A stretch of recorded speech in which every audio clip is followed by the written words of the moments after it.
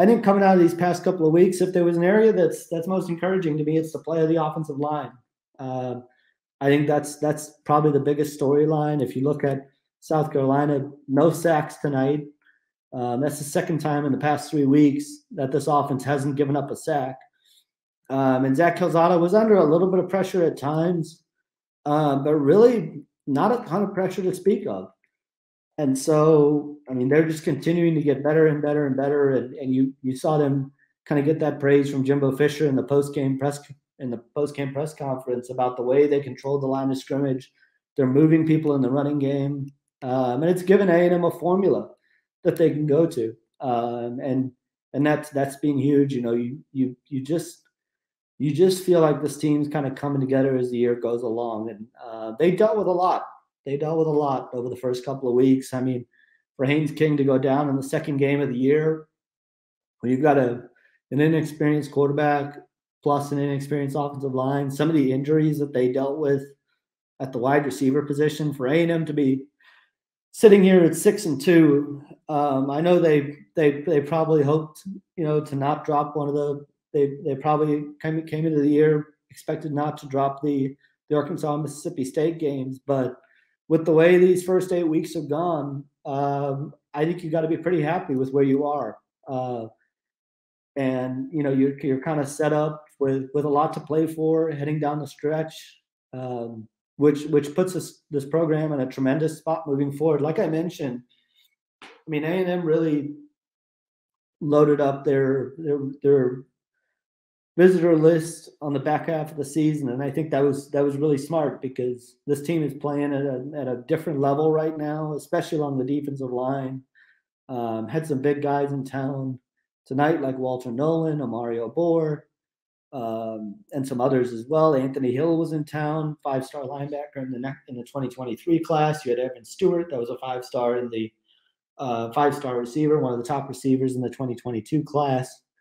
And so when you just look at Deion Bowie, one of the top athletes in this class that they're battling Georgia for, and so when you look at the performances that they're putting on in some of in terms of some of these recruits, they're really in a strong position to once again finish with a really good class under Jimbo Fisher, continuing to build depth along the line of scrimmage. And I think it's encouraging when you see some of those younger players start to play. You start to see them get involved. I mean, I know it was in mop-up duty, but I mean for Deuce Harmon and Tyree Chappelle to get their first interceptions is a great sign moving forward. Both were right in the spot they needed to be in, and so thought that was tremendously positive. And you know, A&M has kind of really focused on depth, and I think it's paying off when you come to the end of an 8-week stretch and the injuries that they've dealt with. I mean, there's a long list of guys who are already out for the year. And so for A&M to be in the spot that they are, I think you have to be tremendously happy, but also, you know, just know that there's more out there still. So again, A&M wraps up the first 8 weeks of the year with kind of a long stretch for them with a 44-14 win over South Carolina, and one of their, I think, more complete performances of the year on both sides of the ball. The defense, I mean, just the way they're able to get penetration right now, it just totally controls the game. And so, again, taking your questions, if you have any questions or thoughts or comments from the game, feel free to shoot them my way, and we'll put them up on the broadcast. But let me know what you think about where A&M is positioning wise and where they are heading into the second half of the year. What your thoughts were from the game.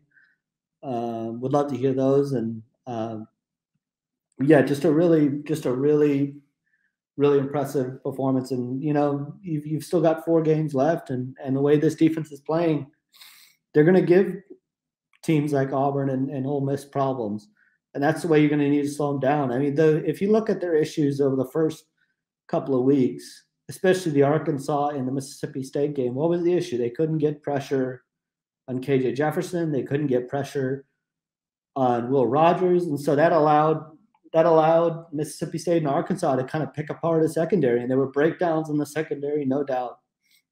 There were too many big plays allowed.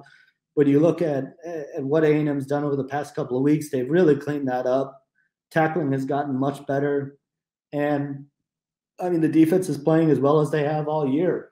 Just in terms of what they did last week against Missouri, this week against South Carolina, that defense is really rolling as they get guys back. And again, I think I'm really curious to see what McKinley Jackson looks like in 2 weeks.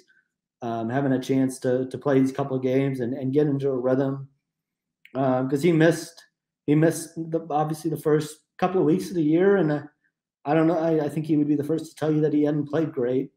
But thought tonight he was active. He was in the backfield, had the sack, and so this gives him some confidence to go forward. And I don't think you're going to see Jimbo Fisher let up one bit because this team is still.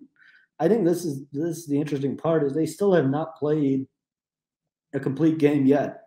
Whether it was even the Alabama game, the offense went into kind of a funk in the second half, and so there's still another gear for this program to hit on both sides of the ball when they're clicking on all cylinders. And I think that's going to be the message from Jimbo Fisher this week. And you just got to keep yourself in the mix. You never know what's going to happen. This has been a crazy college football season.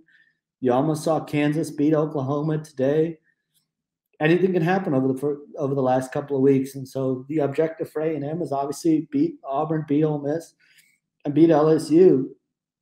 At worst, you're sitting at 10-2, which is a tremendous springboard for A&M to build off going forward, and you might find yourself playing for a lot more. Who knows? And so I think that's the biggest thing, and I think you're seeing this team start to find a rhythm under Zach Calzada. And find their identity on offense. I mean, if you look at the last couple of weeks, 41 points against Alabama, 35 against Missouri, and 44 against South Carolina, and could have been more against South Carolina. That's pretty good, and kind of where A&M was hoping to be. And it obviously starts with the running game. I think it's no secret that those three performances have all coincided with great rushing performances and getting the ground game going, leaning on Isaiah Spiller and Devon Achane. And it started with not doing that against Mississippi State and Arkansas. I think A&M kind of knows who they are now, knows who they are as an offense. It took a couple of weeks to get there, but I think that's why when you look at folks who say, well, A&M just, they're going to look like they did against Mississippi State when Auburn comes to town in 2 weeks. I think this is a different team than when Mississippi State came to Kyle Field a month ago. And I mean, that's just a testament to how much this team has grown, has come together, has focused on the details, can still, again, grow in that regard. Too many penalties tonight that kind of stalled some drives and prevented them from finishing off some drives. Especially late in the second quarter, early third quarter, yet penalties killed both those drives and then killed one early in the fourth quarter as well. And so I think attention to detail is still one area that A&M can grow. But this is a different team than the one that played Mississippi State and Arkansas. And I think it's a more confident team. I think it's a more focused team. I think it took a couple losses to kind of, get this team to lock in a little bit and focus on the details. And I think you saw that start to come together against Alabama. You definitely saw it against Missouri because Missouri was a tricky game coming off a high against Alabama to come out and jump out immediately. That game was impressive and really not have any trouble with Missouri. I thought that was big. And then tonight to come out and have the defense only give up 15 yards over the first three quarters.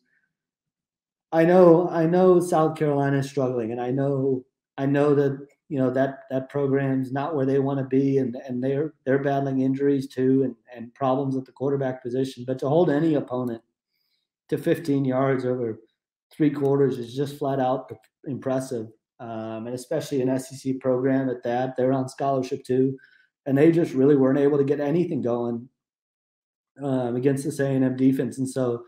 They've kind of embraced being the guys to get this thing going, and that's huge. That's exactly where A&M kind of needs to be.